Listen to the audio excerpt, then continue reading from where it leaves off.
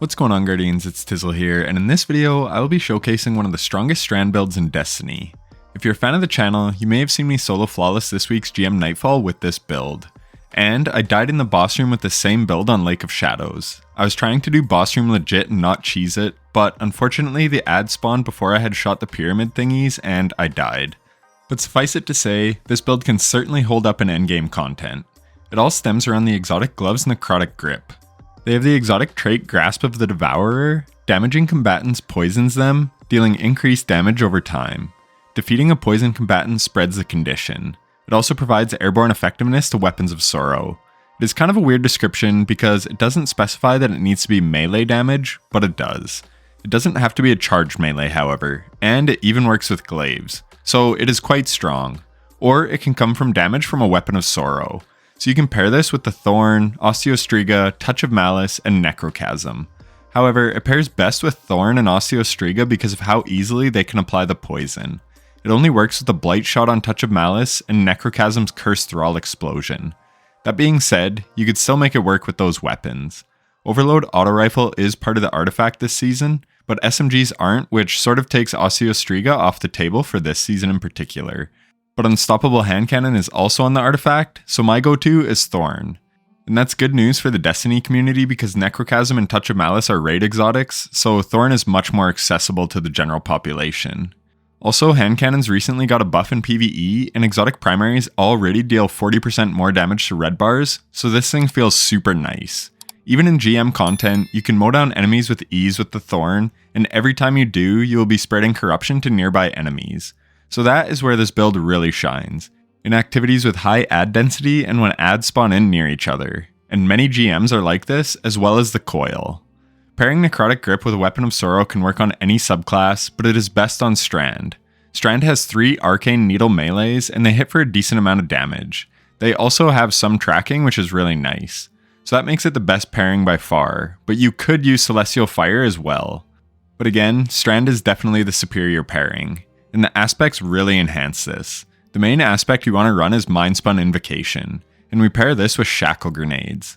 Shackle Grenades can suspend enemies, so it is great for ad control and demobilizing enemies as well as stunning unstoppables.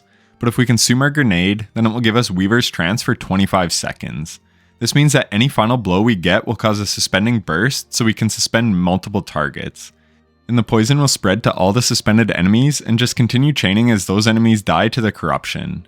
This can theoretically go on forever if enough ads are around, so this is extremely powerful. The next aspect I like to run is the Wanderer, which allows our tangles to detonate into a suspending burst whether we throw it or just shoot it.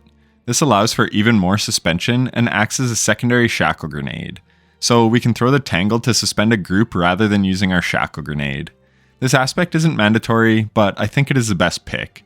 Weavelock is a nice safety valve to use in a pinch, but it only has 1 fragment slot and it works counter to our build by using up our melee charges, which we want to be using for applying poison. The Arcane Needle melee itself actually deals a lot of damage. You can apply poison to an enemy by killing an enemy near them with the Thorn, but if no enemies are around, then you can just toss out your melee to apply Necrotic Grip poison on a high health target. And this poison damage escalates over time. In total, it ticks 20 times over 10 seconds. Obviously the damage is different depending on the activity, but on Carl, it does a total of 94,223 damage. That is honestly very impressive, and it is even more impressive if you use the Arcane Needle melee to apply the poison. The melee itself hits for almost 33,000 damage, which is quite a bit, but it also unravels the target.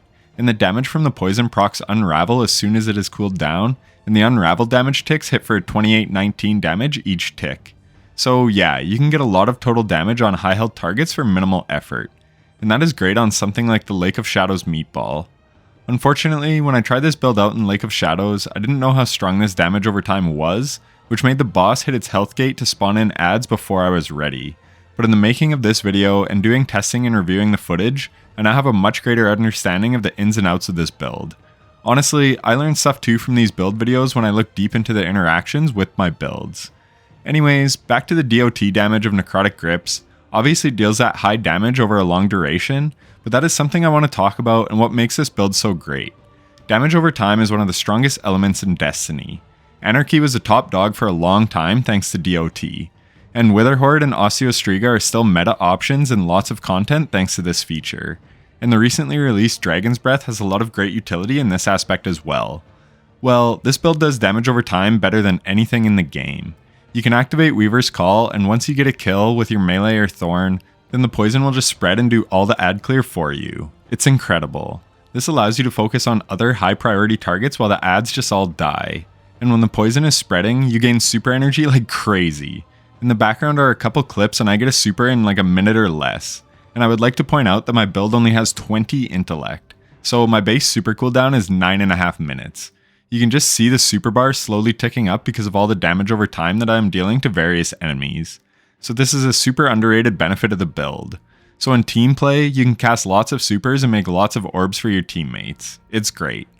So what fragments do we pair with this build? Probably most important is Threat of Generation. This was nerfed a while back because you could basically spam grenades with certain builds, this one included. But even with the nerf, I'm able to get my grenade in less than 25 seconds, which is how long Weaver's Trance lasts. I run tier 10 discipline, which is normally a 1 minute 16 second cooldown on shackle grenades, so that tells you how great this fragment is. With enough enemies around and you spreading corruption, you can have extremely high uptime on your grenades. The next fragment we want to run is Threat of Fury. When we damage targets with a tangle, we get melee energy. This is very important as we obviously want lots of melees so we can apply poison with our melees, especially on high health targets. After that, I like Threat of Continuity because it suspends enemies for 50% longer than normal, so it just keeps them incapacitated for that much longer. It pairs great with this build, but you can run something else here if you like. This also makes the unraveling from your melee last 50% longer as well. And finally, we have Threat of Mind, where killing suspended targets grants class ability energy. So my Rift cooldown is 59 seconds as I have tier 7 with this build, but I get a healing Rift in 30 seconds in one clip from my GM run. So again, this fragment helps a lot. I really love this combination of fragments because it fully leans into the build. As long as you are doing the gameplay loop successfully, then you will massively lower the cooldown of every single one of your abilities. And the gameplay loop is as follows. Consume your grenade, get a kill with Thorn or your melee. This will suspend nearby enemies, leaving them unable to damage you, while they themselves are suspended in the air taking poison damage, and then they die and spread the corruption to others, and it is a chain reaction, causing all the enemies to be suspended and die to the poison.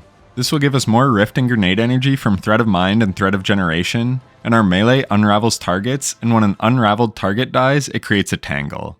This Tangle will grant us melee energy when we damage targets with it, and suspend targets. And as mentioned before, all the dot damage is giving us massive super gains. So this build shines when there are lots of enemies around, as long as you get that opening kill. And we can crank up the ability cooldowns even more with our mods.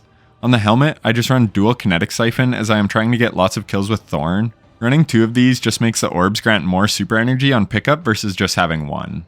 Then I run a heavy ammo finder as primary kills increase the chance for heavy to drop, and doubly so when the primary weapon is an exotic. On the gloves, I run fastball, though I'm not sure if this actually does anything on shackle grenades. Let me know down in the comments below if it makes a difference. Regardless, I only have 1 energy, so that is why I run it. I then run kinetic loader because Thorn has slow as hell reload speed.